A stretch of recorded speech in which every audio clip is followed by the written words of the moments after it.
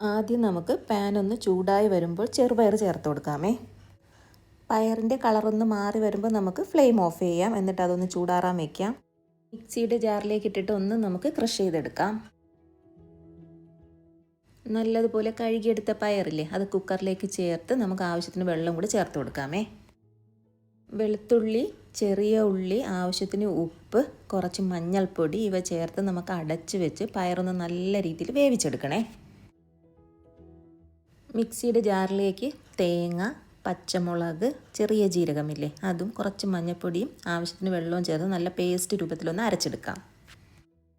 പയറിനെ നമുക്ക് തവി വെച്ചിട്ട് ഒന്നുകൂടി ഒന്ന് ഉടച്ചെടുക്കാമേ. നെയ്യൊന്ന് ചൂടായി വന്നു കഴിഞ്ഞാൽ നമുക്കിതിലേക്ക് കടുക് ചേർക്കാം. കടുക് ഒന്ന് പൊട്ടി വരുമ്പോൾ ചെറിയ ഉള്ളി, വറ്റൽമുളക്, കറിവേപ്പില ഇവ ചേർത്ത് ഉള്ളിയുടെ ഒന്ന് കളർ മാറി വരില്ലേ, ആ സമയത്ത് നമുക്ക് വേവിച്ച് വെച്ചേക്കുന്ന പയർ ചേർത്ത് കൊടുക്കാം. അരച്ചു വെച്ചേക്കുന്ന അരപ്പ് കൂടി ചേർത്ത് ആവശ്യത്തിന് വെള്ളം ഒഴിച്ച് കൊടുത്ത് ഉപ്പ് കുറവാണെങ്കിൽ ഉപ്പ് കൂടി ചേർത്ത് നല്ലതുപോലെ ഒന്ന് ചൂടാക്കി കഴിഞ്ഞാൽ നമ്മുടെ നാടൻ പരിപ്പ് കറി അല്ലെങ്കിൽ ചെറുപയർ കറിയില്ലേ, അത് റെഡിയാവും. അപ്പോൾ നിങ്ങൾക്ക് ഇതിൻ്റെ ഡീറ്റെയിൽ ആയിട്ടുള്ള വീഡിയോ കാണണമെങ്കിൽ ലിങ്ക് ഞാൻ ഇട്ടേക്കാമേ.